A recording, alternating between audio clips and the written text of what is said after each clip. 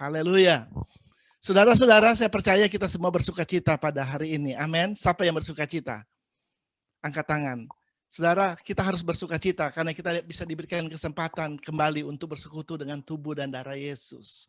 Kita percaya dalam persekutuan dengan tubuh dan darah Yesus, maka kita akan berjalan dalam kemenangan demi kemenangan. Haleluya.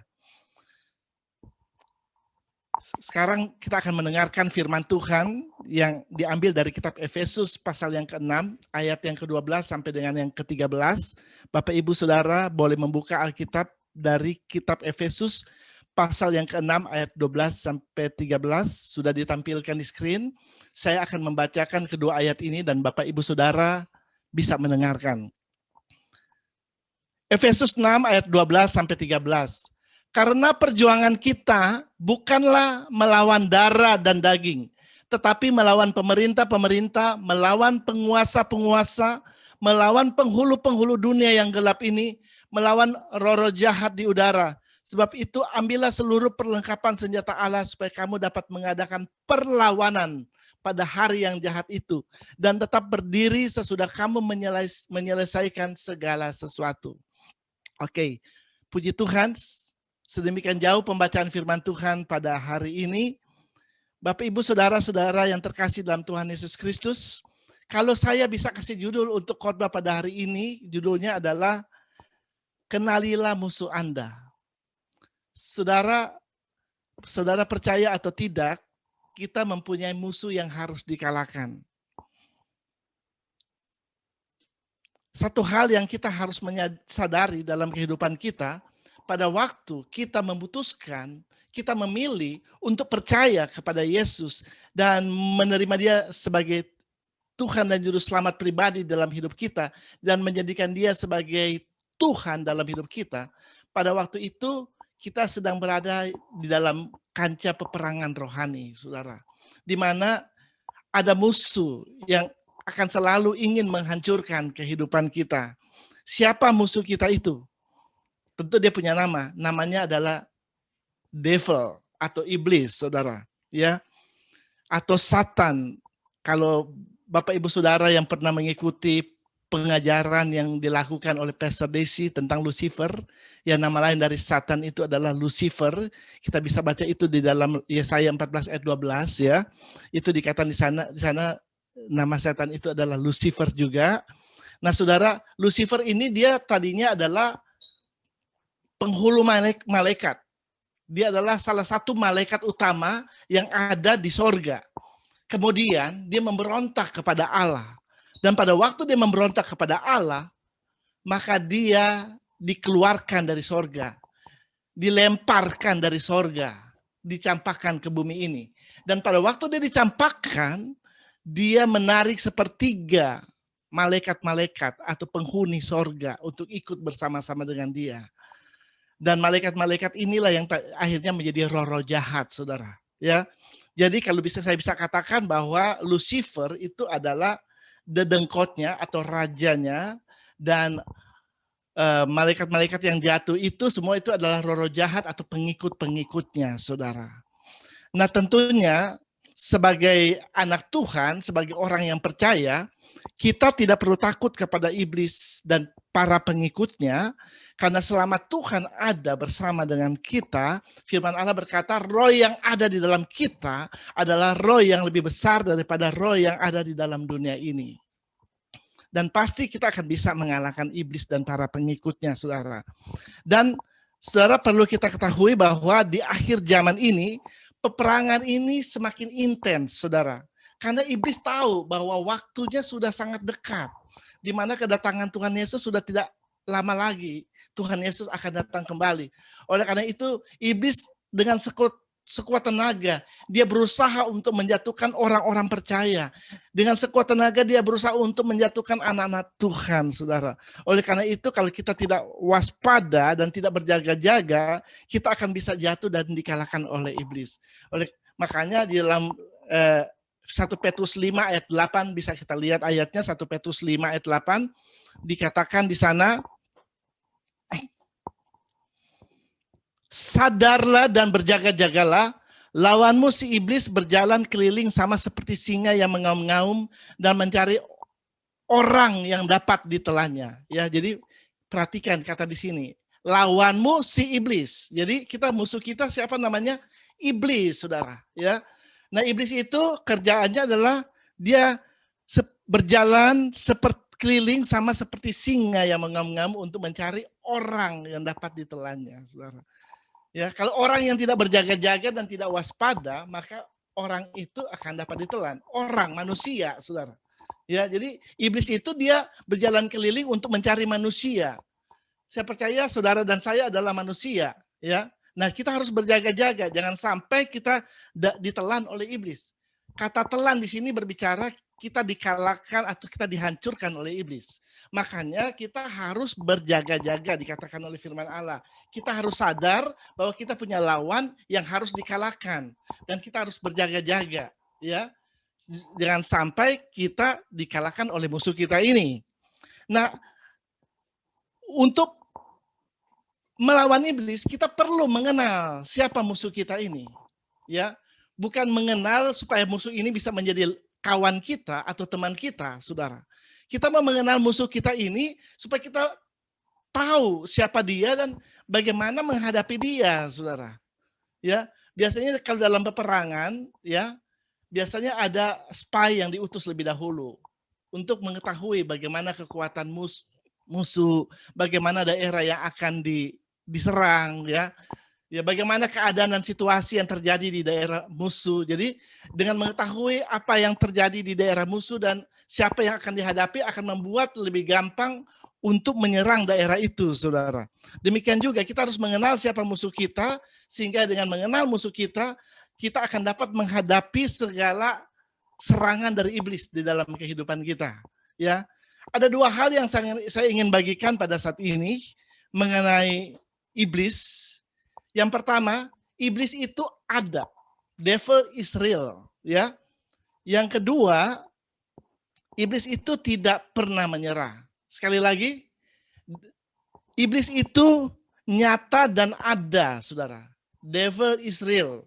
Yang kedua, iblis tidak pernah menyerah. Devil is never give up. Ya, saudara. Kita akan melihat, kita akan membahas satu persatu, saudara. Iblis itu nyata dan ada. Saudara, ada 3 macam pandangan manusia tentang iblis. Yang pertama, ya, ada orang-orang yang tidak percaya bahwa iblis itu ada. Ada orang-orang yang tidak percaya bahwa iblis itu eksis, saudara. Nah, kalau ada orang seperti ini yang berkata bahwa iblis itu tidak ada dan iblis itu tidak eksis, orang-orang ini maka akan dengan mudah dikalahkan oleh iblis. Karena mereka tidak tahu bahwa iblis itu, mereka tidak percaya bahwa iblis itu ada. Pada kenyataannya, kalau kita membaca di dalam Alkitab, iblis itu ada, saudara. Ya, makanya di dalam 1 Petrus 5 ayat yang ke-8 tadi kita disuruh untuk melawan musuh itu, melawan iblis. Karena iblis itu ada, saudara. Ya, jadi iblis itu perlu dilawan, saudara. Nah, orang yang percaya bahwa iblis itu tidak ada, maka dengan mudah mereka akan dijerat oleh iblis dan jatuh dalam jebakan-jebakan dari iblis ini, saudara. Nanti mungkin di waktu yang lain saya akan berbicara tentang jerat-jerat iblis atau jebakan-jebakan yang ditaruh oleh iblis di dalam kehidupan orang percaya. Tetapi pada saat ini kita akan lebih mengenal siapa itu iblis, saudara. Yang kedua, orang yang berpandangan bahwa iblis itu ada dan mereka sangat ketakutan. Nah, ini pandangan orang yang kedua, saudara. Tipe orang yang kedua. Pada waktu menghadapi iblis, mereka tahu iblis itu ada. Setan itu ada. Dan mereka sangat ketakutan. Seakan-akan iblis dan setan-setan itu adalah makhluk yang tidak terkalahkan. Ya, jadi mereka takut, ya. Mau ke restroom aja, ke toilet kalau malam takut, saudara. Ya, minta dianterin, minta ditemenin, saudara. Kenapa? Tuh ditanya, kenapa kok mau ke restroom aja minta ditemenin? Bisa ada setan sih. Orangnya ketakutan, ya. Ya, mereka tahu iblis itu ada dan mereka takut, saudara. Ya, ini adalah tipe orang yang kedua.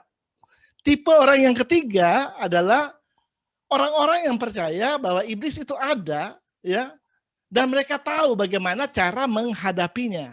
Nah, ini adalah kita, saudara. Kita tahu bahwa iblis itu ada, ya. Dan kita juga tahu bagaimana cara menghadapinya. Amin, saudara. Tuhan sudah memberikan kuasa untuk menghadapi iblis. Tuhan sudah memberikan namanya untuk menghadapi iblis. Amin. Dikatakan di dalam nama Yesus, engkau akan mengusir setan-setan. Amin, saudara. Dengan darah Yesus, engkau akan mengalahkan kerajaan kegelapan. Amin, saudara. Jadi kita tahu iblis itu ada dan tahu cara menghadapinya. Nah, kalau iblis itu ada, kalau setan-setan itu ada, roh-roh jahat itu ada, bagaimana keberadaan daripada iblis dan para pengikutnya itu, saudara? What is the nature of the devil? Ya, bagaimana keberadaan mereka? Ada beberapa hal yang sangat saya ingin bagikan pada saat ini tentang keberadaan iblis. Ya, yang pertama, iblis itu kita harus tahu dia tidak kelihatan, saudara. Ya, devil is invisible. Ya, dia nggak kelihatan, saudara. Nggak bisa dilihat dengan mata telanjang. Dengan kasat mata kita nggak bisa lihat, saudara. Kenapa kita nggak bisa lihat? Karena iblis itu roh adanya, ya, sama seperti Tuhan. Tuhan itu roh, ya. Makanya kalau kita baca dalam Efesus 6 ayat 12, coba bisa ditampilkan Efesus 6 ayat 12.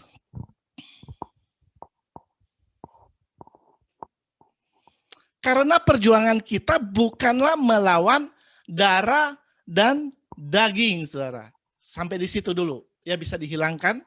Jadi kita lihat, perjuangan kita bukanlah melawan darah dan daging.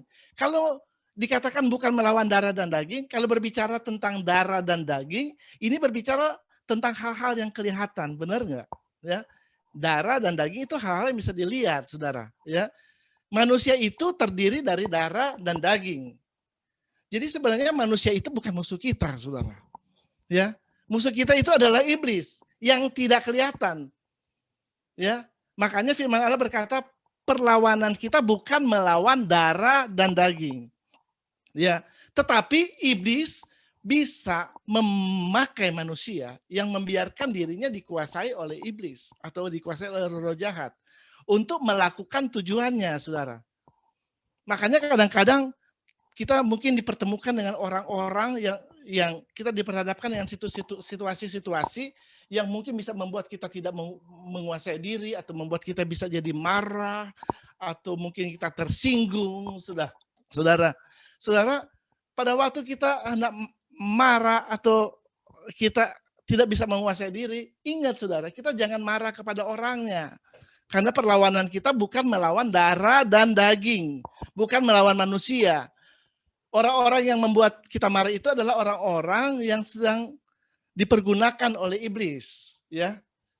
Oleh karena itu kita berdoa, kita lawan hal-hal yang seperti itu.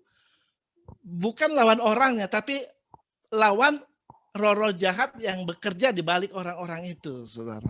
Ya, jadi bukan manusia musuh kita. Musuh kita adalah iblis, saudara. Ya, banyak orang, waduh, saya benci banget sama si dia.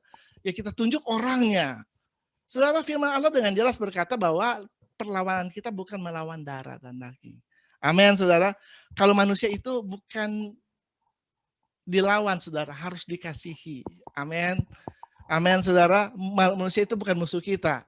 Kita harus mengasihi sesama kita. Haleluya. Haleluya. Untuk melawan iblis kita tidak bisa melawan dengan kekuatan kita sendiri. Ya. Kita harus sungguh-sungguh bersandar kepada Tuhan, bersandar kepada Roh Kudus yang ada di dalam hidup kita. Dengan kemampuan kita sendiri, kita nggak akan bisa melawan iblis dan roh-roh jahat. Kita harus benar-benar mengandalkan Tuhan di dalam hidup kita. Yang kedua, ya, yang pertama tadi keberadaan iblis itu dikatakan iblis itu tidak kelihatan. Yang kedua, iblis itu pekerjaannya sangat terorganisir. Kembali lagi ke Efesus pasal 6 ayat yang ke-12. Coba bisa ditampilkan. Dikatakan karena perjuangan kita bukanlah melawan darah dan daging.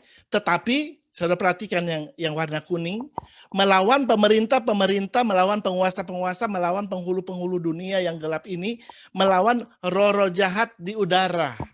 Ya, jadi, saudara, Iblis itu sangat terorganisir, saudara. Ada satu pemerintahan kerajaan kegelapan, saudara. Dan itu sangat terorganisir. Ada pemerintah, ada penguasa, ada penghulu, dan ada roh-roh jahat di udara. Jadi ada hierarki dalam kerajaan kegelapan, saudara. Ada rank, saudara, dalam kerajaan kegelapan. Ya, jadi walaupun kalau kita lihat iblis dalam pekerjaannya, dia pekerjaannya itu mengacaukan, menghancurkan, ya bahkan memecah belah. Tapi iblis itu sendiri tidak terpecah belah, saudara. Ya, firman Allah berkata kalau kerajaannya terpecah belah, bagaimana mereka dapat bertahan? Ya, iblis itu kerajaannya tuh mereka sangat terorganisir, saudara. Dan mereka merencanakan sesuatu untuk menjatuhkan orang-orang percaya, untuk menjatuhkan anak-anak Tuhan itu sangat terorganisir, saudara. Sangat rapi, saudara. Ya, oleh karena itu kita tidak bisa menganggap enteng, saudara. Kita harus senantiasa waspada dan siap siaga untuk melawan setiap serangan-serangan yang dilempar oleh kerajaan kegelapan. Kalau berbicara tentang kita melawan iblis, kita tidak bisa melawan dengan kekuatan kita sendiri. Yang namanya kerajaan harus dilawan dengan kerajaan. Kerajaan kegelapan harus dilawan dengan kerajaan terang. Ya, kerajaan Allah. Amin, saudara. Ya, puji Tuhan. Ya. Jadi yang kedua, ada iblis itu waktu bekerja sangat terorganisir. Yang ketiga, keberadaan iblis itu, iblis adalah pencuri, pembunuh, dan peminasa. Ya, kita bisa lihat ayatnya dalam Yohanes 10 ayat 10a. Pencuri datang hanya untuk mencuri. Ya, yang pertama mencuri. Pencuri yang di sini yang dimaksud adalah iblis, saudara. Dia datang hanya untuk mencuri dan membunuh dan membinasakan. Ya, 3 hal dilakukan di dalam, kalau kita baca dalam Yohanes pasal 10 ayat 10a. Jadi iblis datang untuk mencuri. Jadi kalau iblis datang, dia datang namanya pencuri. Pencuri kalau datang dia nggak pernah kasih tahu kepada tuan rumah atau orang yang akan dicuri, benar nggak? Kalau dia kasih tahu itu namanya bukan pencuri, saudara. Ya. Kalau pencuri biasanya datangnya diam-diam. Nah, iblis biasanya dia suka begitu. Dia mengadakan observasi dalam kehidupan kita, dia lihat.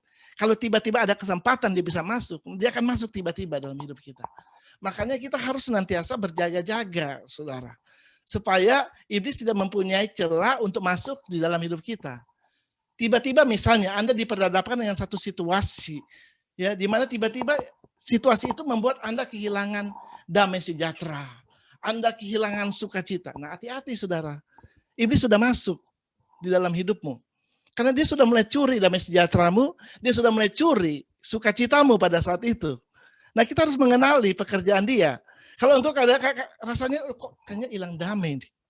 Kok kayaknya sukacitanya udah hilang. Nah, itu berarti ada iblis yang sudah bekerja di balik semua itu, saudara. Kita harus sadar akan serangan iblis dalam kehidupan kita. Kalau kita tahu, oh ini berarti ada serangan, saudara harus dilawan. Amin. Karena Tuhan bukan memberikan, Tuhan tuh selalu yang diberikan adalah damai. Dia diberikan sukacita dalam hidup kita. Kalau kita sudah kehilangan kedua hal itu, berarti ada serangan di dalam kehidupan kita. Kita harus cepat-cepat sadar. Amin, saudara. Ya, pencuri, ya dia akan curi apa saja dalam hidup kita. Dia bisa curi apa aja, saudara. Curi sukacita, curi damai sejahtera, curi apa lagi? Curi finansial kita. Bahkan apa yang bisa dicuri, dia akan curi dalam hidup kita. Makanya kita harus berjaga-jaga. Ya, yang kedua dikatakan dia adalah pembunuh, saudara. Ya, dia mau membunuh kita, saudara. Dia nggak puas cuma mencuri aja. Dia mau bunuh. Apa yang dia mau bunuh dari kehidupan kita? Dia membunuh karakter kita, mau dibunuh. Masa depan kita mau dibunuh sama iblis. Benar, bahkan dia membunuh secara fisik kita. Ini kalau bisa dibunuh, dia akan bunuh. Itu iblis, saudara. Ya, kita harus hati-hati menghadapi serangan-serangan dari iblis ini. Ya. Dan yang terakhir, dia nggak puas hanya sampai dia membunuh, saudara. Dia membinasakan kita, saudara. Saudara, kalau kita lihat, manusia pertama itu digoda oleh iblis, diperdaya oleh iblis, ya, dengan tipu muslihatnya. Iblis menggoda Hawa dan akhirnya Hawa terpedaya dan akhirnya jatuh di dalam dosa. Maksudnya iblis apa sih? Dia mau memisahkan manusia dari Allah. Dosa memisahkan manusia dari Allah. Dan kalau terpisah dari Allah, akhirnya jadi pengikut dia, saudara. Saudara, neraka itu bukan diciptakan untuk manusia sebenarnya. Neraka itu diciptakan untuk iblis dan para pengikutnya. Tetapi kalau manusia memilih untuk mengikut iblis, maka manusia pun akan pergi ke sana, saudara. Ya, makanya pilihan ada di kita, saudara. Kita harus menyadari bahwa selama kita hidup di dunia ini, kita akan menghadapi serangan demi serangan dari kerajaan kegelapan dalam hidup kita. Oleh karena itu kita harus mengerti dan mengetahui siapa iblis ini, sehingga kita bisa tahu bagaimana cara menghadapi setiap serangan yang dilakukan di dalam kehidupan kita. Ya, yang keempat, iblis itu adalah pendusta. Yohanes 8 ayat 44b. Apabila ia berkata dusta, ia berkata atas kehendaknya sendiri. Sebab ia adalah pendusta dan bapa segala pendusta. Ya, jadi iblis itu adalah pendusta, saudara. Ia adalah pendusta dan bapa dari segala pendusta, saudara. Wow, ini predikatnya iblis seperti ini, saudara. Ya, jadi orang yang membiarkan dirinya dikuasai oleh iblis, dusta adalah satu hal yang biasa. Iblis juga bisa menyamar jadi malaikat terang, saudara. Ya, karena dia mau mendustai manusia. Dia mau menyamar jadi malaikat terang. Makanya ada kelihatannya benar, padahal salah, saudara. Ya, misalnya contohnya, kita kan berbohong untuk kebaikan. Ada orang pernah dengar kan berbohong, nggak apa-apalah kalau berbohong untuk kebaikan, nggak apa-apa, asal tujuannya adalah untuk kebaikan. Saudara, namanya berbohong. Berbohong itu kita melanggar perintah Tuhan, saudara. Tapi manusia bikin ayat sendiri. Nggak apa-apa berbohong untuk kebaikan. Itu adalah kebohongan dari iblis, saudara. Yang namanya dusta atau bohong, itu adalah dosa, saudara. Ya. Misalnya kalau saudara pernah nonton atau baca buku cerita Robin Hood, ya. Robin Hood itu kerjaannya dia adalah dia mencuri harta orang-orang kaya lalu dikasih kepada orang miskin. Benar nggak? Itu Robin Hood, saudara. Ya. Apakah yang dilakukan oleh Robin Hood itu benar atau salah? Mencuri. Itu salah. Tapi orang membenarkan karena kan dia ngambil harta itu dikasih kepada orang miskin. Dia bagi orang-orang miskin dia adalah hero, ya. Padahal apa yang dilakukan oleh dia adalah salah, saudara. Ya, jadi ini kelihatannya benar tapi salah. Ya, mencuri itu adalah suatu kesalahan. Tapi kan mencuri untuk kebaikan, ya salah, tetap mencuri. Jadi mata Tuhan itu adalah dosa. Ya. Jadi saudara, ada banyak hal-hal yang kalau saudara tidak membiarkan hidupnya dipimpin oleh Roh Kudus, engkau akan gampang sekali dikelabui oleh iblis. Engkau akan gampang ditipu, diperdaya oleh iblis. Misalnya ada yang di Indonesia ada bilang, ini dukun hitam, ini dukun putih. Ini ilmu hitam, ini ilmu putih. Ya. Kalau ilmu putih oke lah, kalau dukun putih itu oke lah. Kalau dukun hitam, ilmu hitam jauh-jauh lah kita. Saudara, sama aja mau dukun hitam, mau dukun putih, ya. Dukun juga, saudara. Itu tidak berkenan di hadapan Tuhan. Amin. Ya. Jadi jangan kita jatuh kepada tipuan iblis. Amin. Ya. Yang kelima, iblis itu licik. Bukan hanya licik, iblis itu sangat licik. Ya. Kalau kita baca dalam 2 Korintus 11 ayat 3,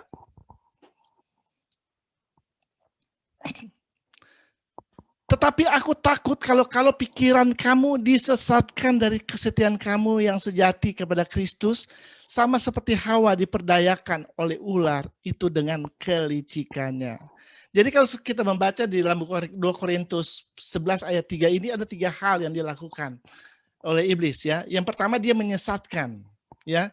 Yang kedua dia memperdaya, ya. Dengan apa? Dengan kelicikannya. Dia sangat licik, saudara. Ya, jadi kita harus hati-hati, saudara, untuk menghadapi ketiga hal ini. Ini ketiga hal yang dipergunakan oleh iblis untuk menyerang orang-orang percaya. Yang pertama dia menyesatkan, yang kedua dia memperdaya, dan ketiga kita harus tahu dia sangat licik. Dia sanggup mempergunakan apa saja dalam kesempatan apa saja untuk menghancurkan kehidupan kita. Itu iblis, ya. Jadi kita perlu tahu tentang hal itu. Yang keenam, iblis itu 100% jahat. Jadi nggak ada baik-baiknya, saudara. Kalau 99,99 masih ada 0,001 masih ada baiknya. Tetapi kalau berbicara iblis, dia pure evil, ya. Namanya ya pure evil. Evil. Dari kata evil lahirlah kata devil, ya. Jadi iblis ini benar-benar jahat, saudara. Jadi jangan sampai engkau ditipu oleh iblis. Yang sesuatu kelihatan benar belum tentu benar, saudara. Ya makanya hidup kita harus benar-benar dipimpin oleh Roh Kudus sehingga kita bisa melihat pekerjaan-pekerjaan iblis di dalam kehidupan kita ataupun di dalam peristiwa-peristiwa yang kita alami, saudara. Ya, kita memerlukan pimpinan daripada Roh Kudus untuk bisa melihat itu, saudara. Karena Roh Kudus akan memimpin kita kepada seluruh kebenaran. Amin. Tanpa Roh Kudus kita akan dengan mudah dikelabui, ditipu oleh iblis. Tapi puji Tuhan, Roh Kudus ada di dalam hidup saudara dan saya. Dan Roh Kudus itulah, kalau kita membiarkan dia bekerja dalam hidup kita, dia akan mengontrol dan mengendalikan kehidupan kita. Amin, saudara. Sehingga yang lahir dari kehidupan kita bukan perbuatan-perbuatan yang tidak berkenan kepada Tuhan, tetapi perbuatan-perbuatan yang benar. Karena itu dikerjakan oleh roh kebenaran itu sendiri yang hidup di dalam kehidupan kita. Ya, jadi sekali lagi, iblis itu sangat jahat. Kalau Tuhan itu maha baik. Amin, saudara. Ya, Tuhan itu maha baik. Segala sesuatu yang dari Tuhan itu adalah kebaikan. Jadi engkau lihat saja kalau sesuatu yang jahat, sesuatu yang buruk, sesuatu yang tidak menyenangkan terjadi dalam hidupmu, itu pekerjaan iblis, saudara. Ya, pekerjaan Tuhan itu selalu memberikan kebaikan dalam hidup kita. Coba kita lihat ayatnya, Yakobus 1 ayat 17.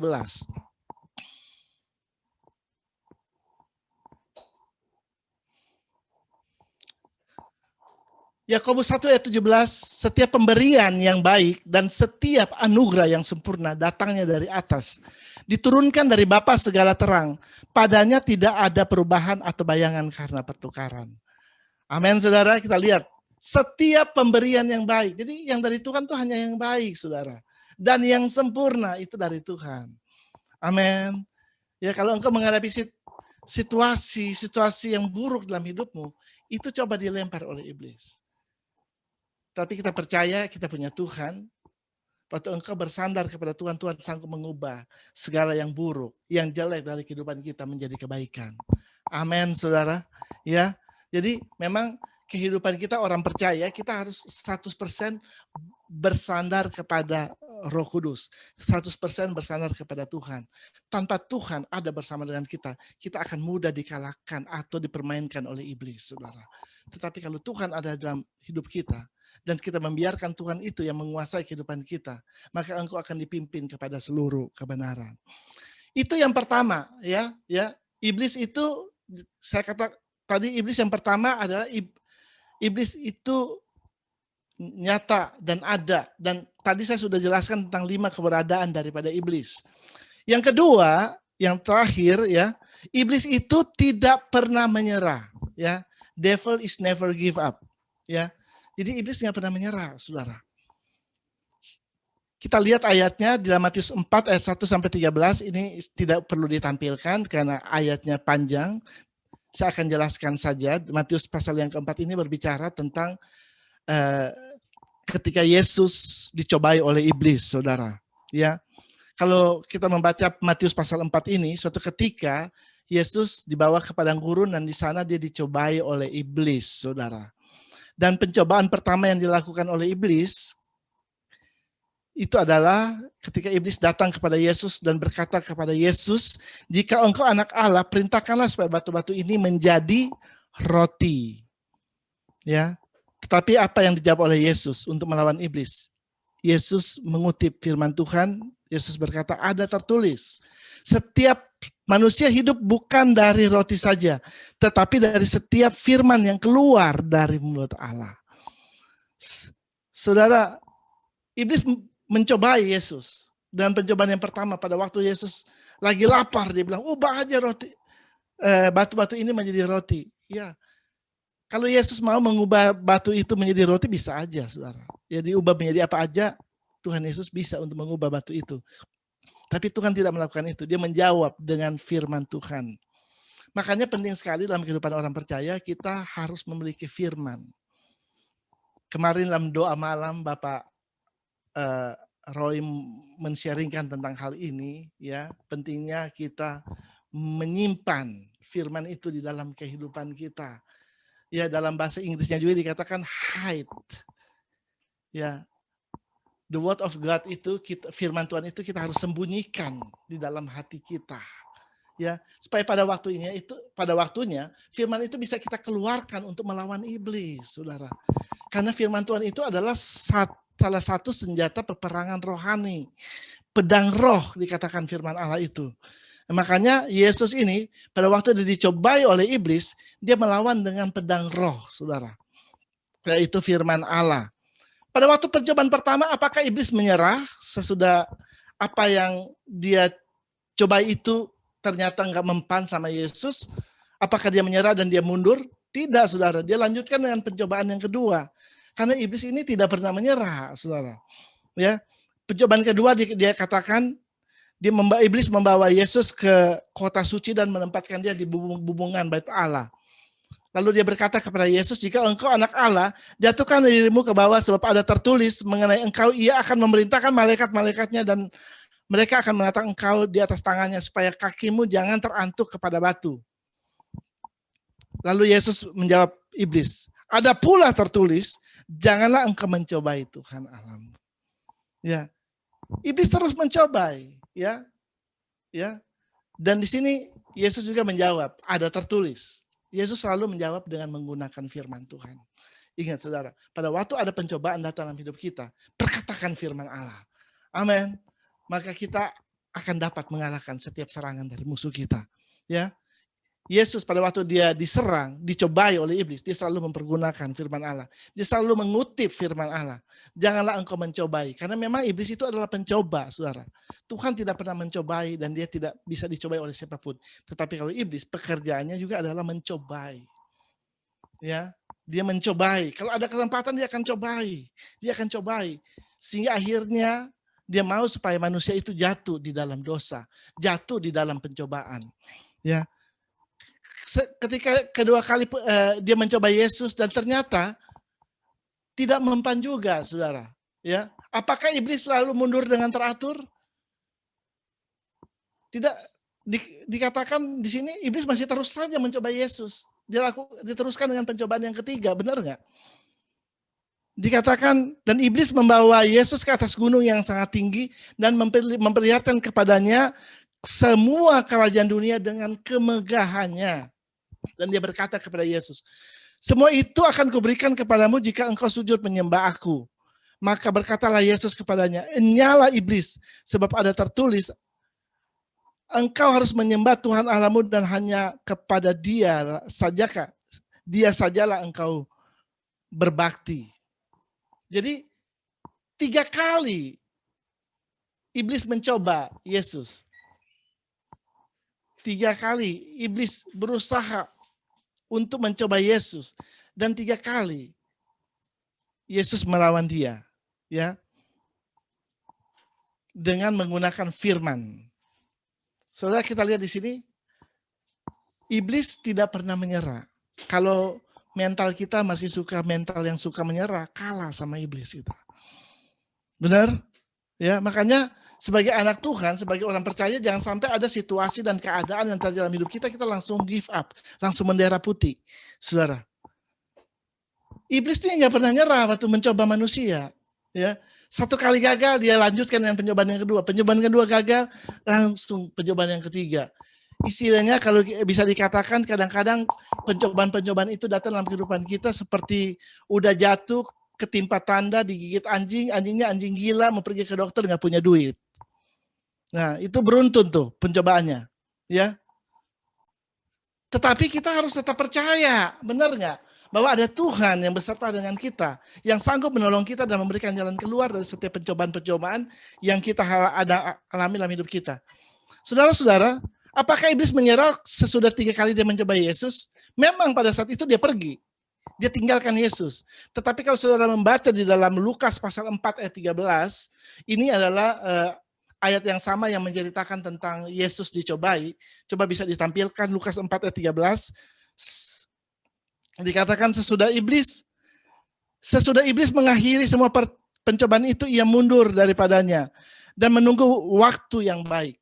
Ya, jadi di sini kita bisa lihat bahwa iblis itu sesudah dia mengakhiri pencobaan itu dia mundur, tapi dikatakan dia menunggu waktu yang baik. Waktu yang baik untuk ngapain, saudara? Untuk kembali mencobai, benar nggak? Jadi di sini kita bisa lihat bahwa iblis tidak pernah menyerah, saudara. Oleh karena itu dalam kehidupan kita sebagai orang percaya, kita harus benar-benar waspada dan senantiasa berjaga-jaga, jangan sampai kita jatuh ketika iblis mencobai kita. Ya.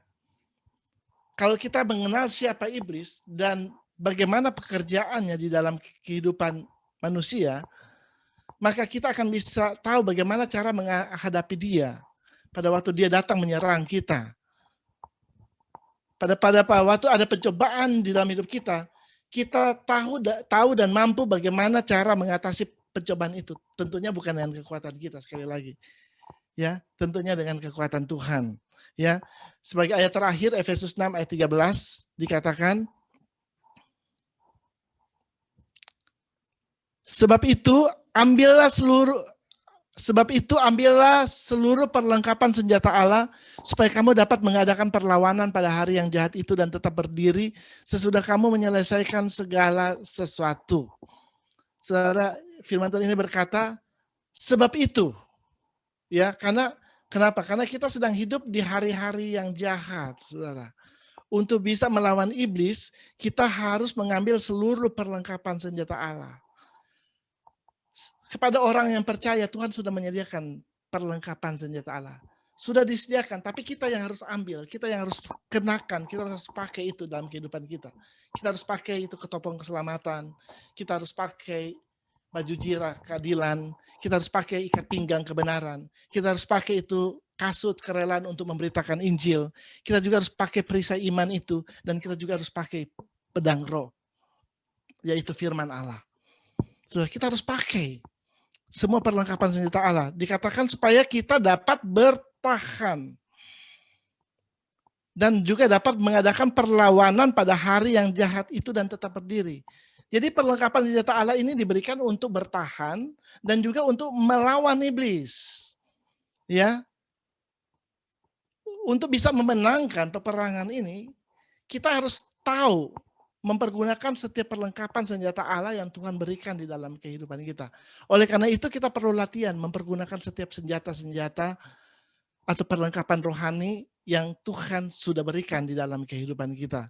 Sehingga kita bisa berjalan dan memperoleh kemenangan, dan kita bukan pertama kita bisa bertahan ketika kita diserang oleh iblis, dan kedua kita bisa melawan iblis dan para pengikutnya ketika kita harus menghadapi dia di dalam kehidupan kita.